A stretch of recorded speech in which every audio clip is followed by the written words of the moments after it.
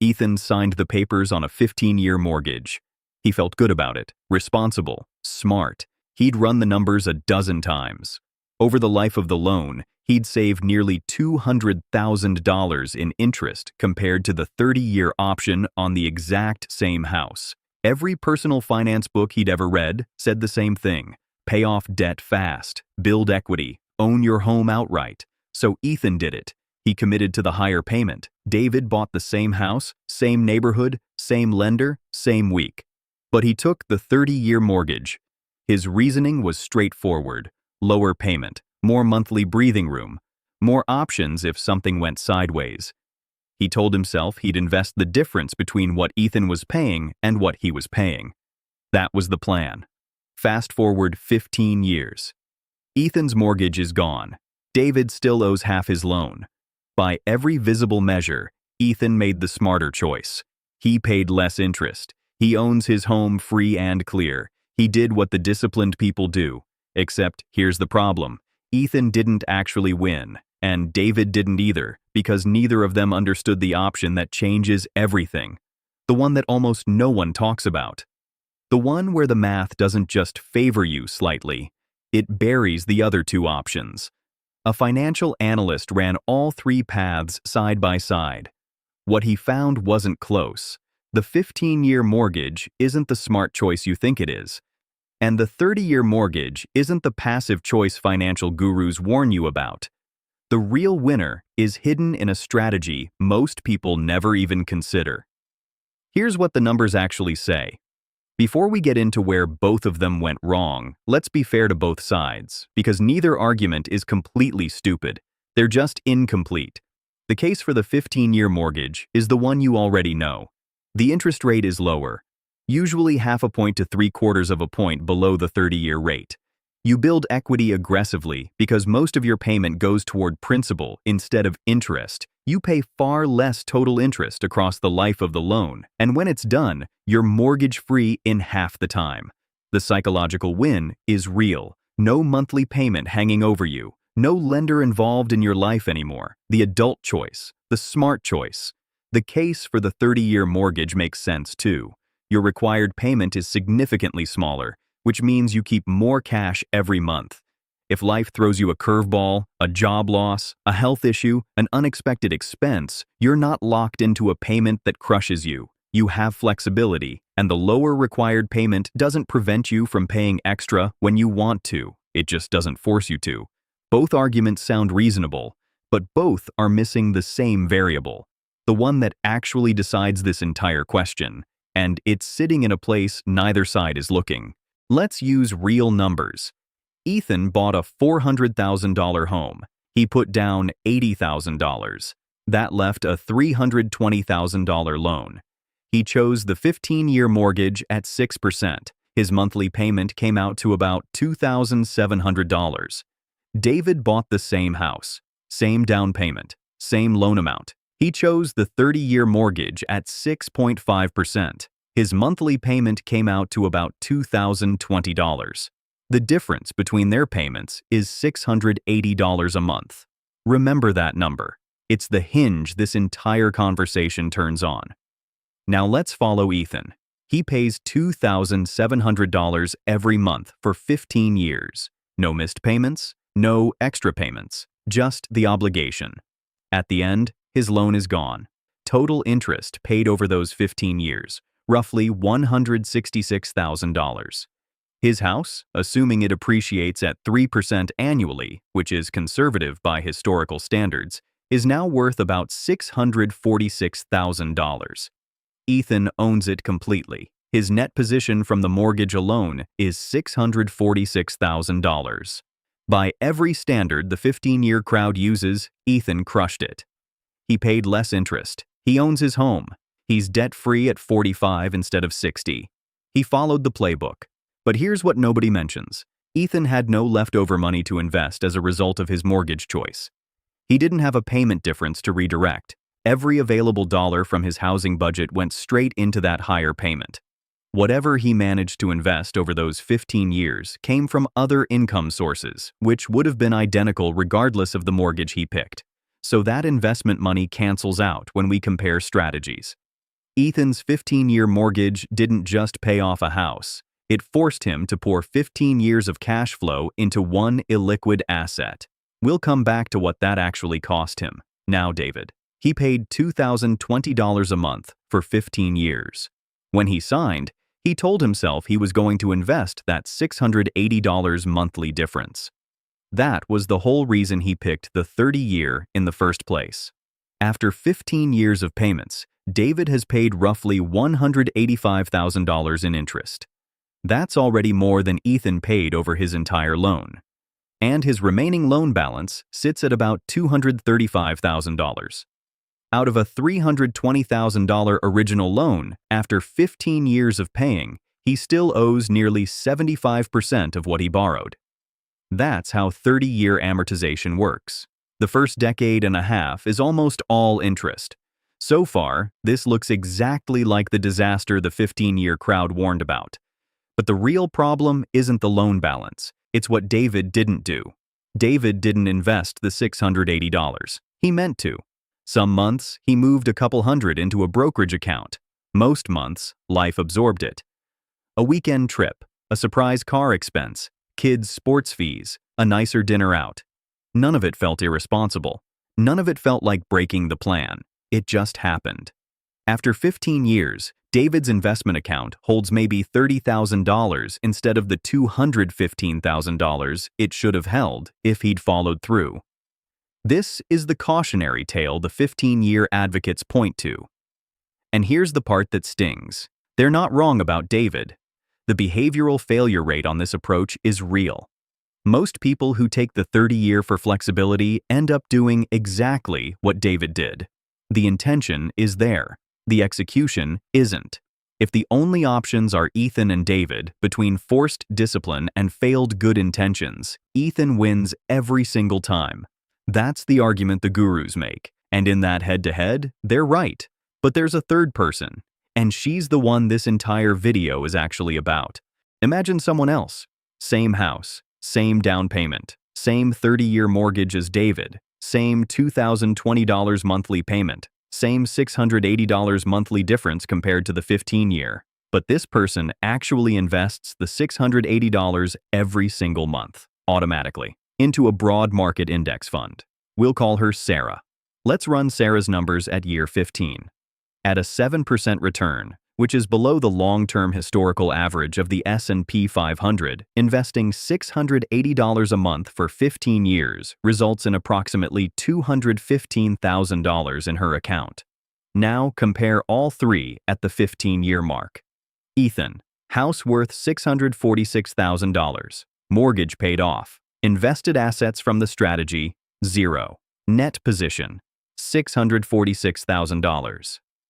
David, house worth $646,000. Mortgage balance, $235,000. Invested assets, $30,000. Net position, $441,000.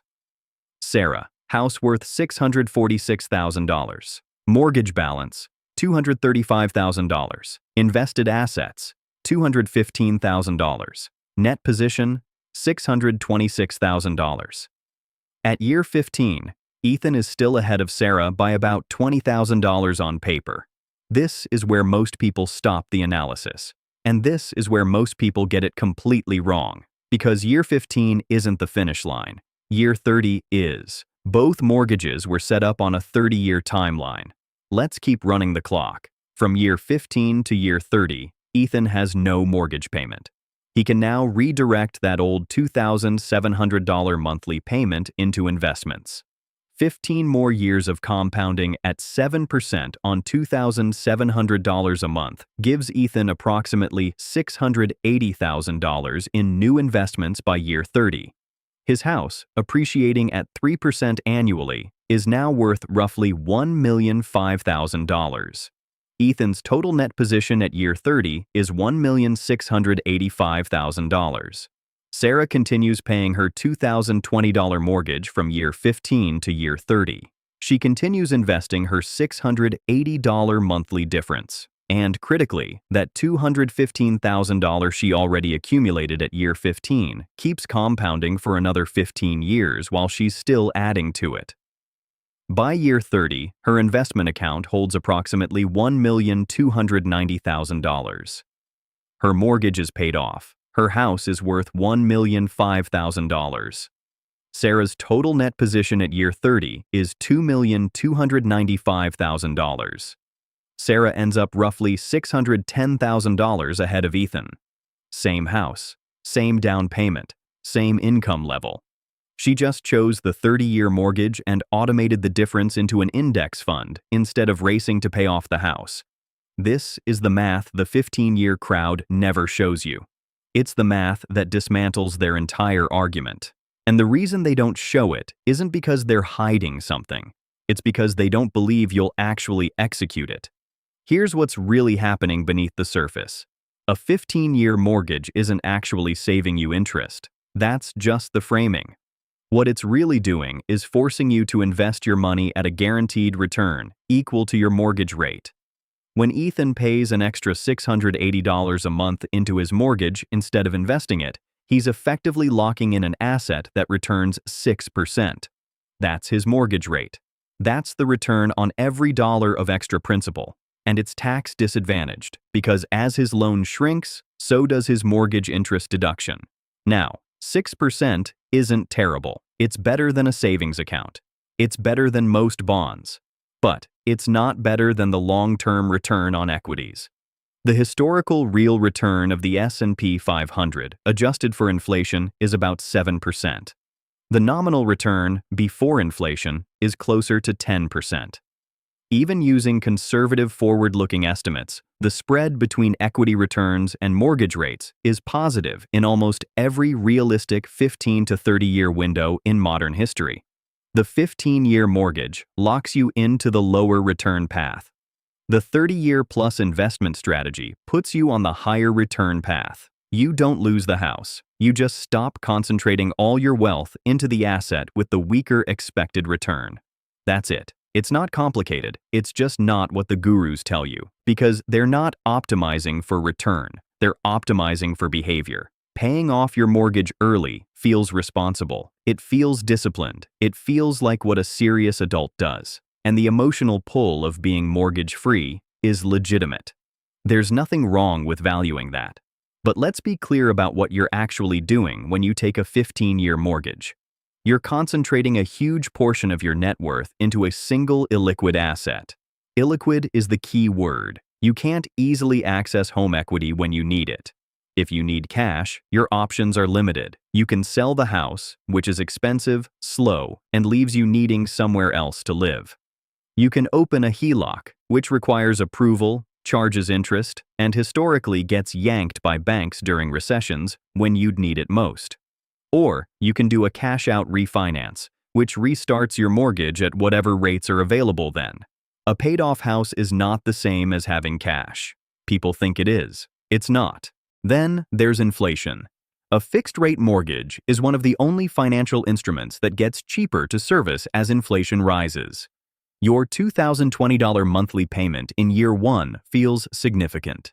By year 25, after 2.5 decades of inflation, that same $2,020 feels much lighter in real terms. The 30-year mortgage locks in 30 years of that inflation advantage. The 15-year cuts it in half. And finally, optionality. The 30-year holder can always choose to pay extra. They can refinance. They can pay it off whenever they want. They can replicate exactly what the 15-year holder is doing if they choose to. The reverse isn't true. The 15-year holder cannot lower their required payment if circumstances change. Job loss, medical emergency, divorce, a major expense, the 15-year payment stays the same. It's a one-way door. The 30-year mortgage isn't the lazy option. It's the option that keeps your choices open. The 15-year mortgage is the option that removes them in exchange for a feeling. Now let's acknowledge the obvious. This strategy only works if you actually invest the difference. And most people don't. This isn't an insult. It's just behavioral reality. When you have an extra $680 sitting in your checking account each month, it doesn't stay there. It gets absorbed by the vacation you've been delaying, by the home improvement that would make life better, by the kids, by the car. None of it reckless, just life. This is the strongest argument the 15-year crowd has. They're not saying 6% beats 7%. They're saying forced 6% beats theoretical 7%, because theoretical 7% rarely happens in practice. And they're right. For most people executing manually, the failure rate on the 30-year plus investment strategy is probably 70 to 80%. Most people who say they'll invest the difference end up like David. But here's what the gurus miss. The failure isn't built into the strategy. The failure is built into manual execution. And manual execution has a known fix: automation. Here's exactly how you make this work, step by step. Step 1. Choose the 30-year mortgage if your interest rate is below expected long-term equity returns. For nearly every rate environment in modern history, including now, that's true. The exceptions are extremely narrow. Late 1970s, early 1980s, when mortgage rates briefly hit double digits. Outside of those rare windows, the 30-year is mathematically defensible.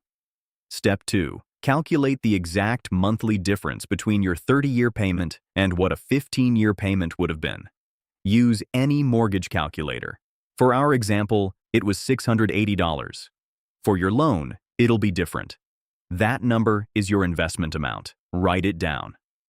Step 3. This is the most critical step.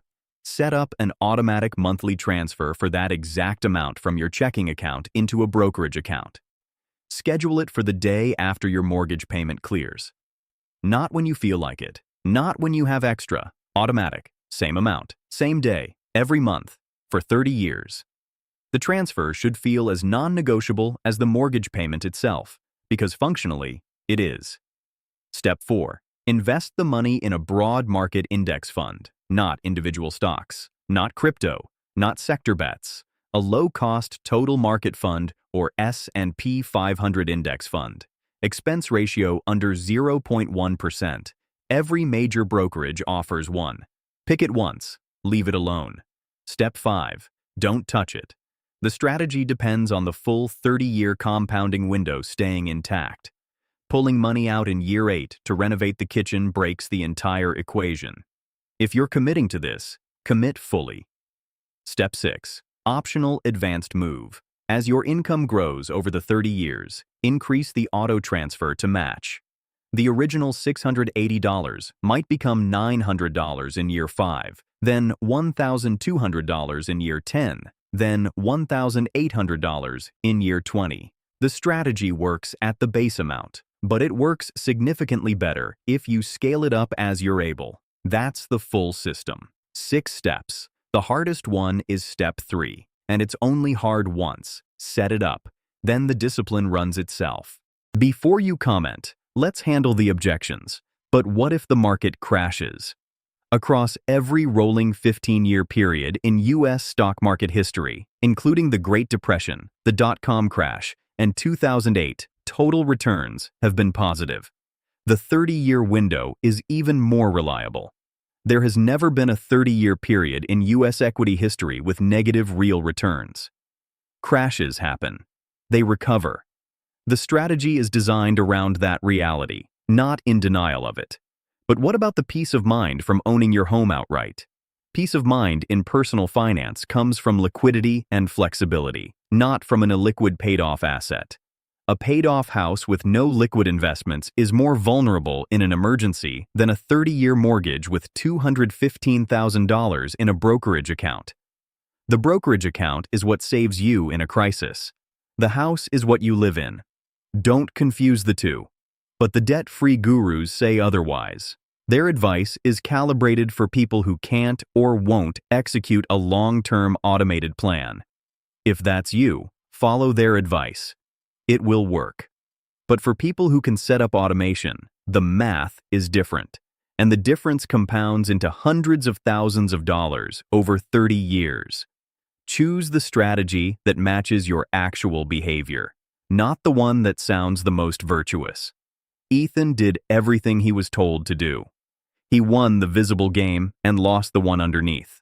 He paid off his house in 15 years and ended up more than $500,000 behind a strategy almost nobody told him about. David had the right instinct and lost it to poor execution. He picked the 30-year for the right reasons. He just never automated the discipline he intended to have.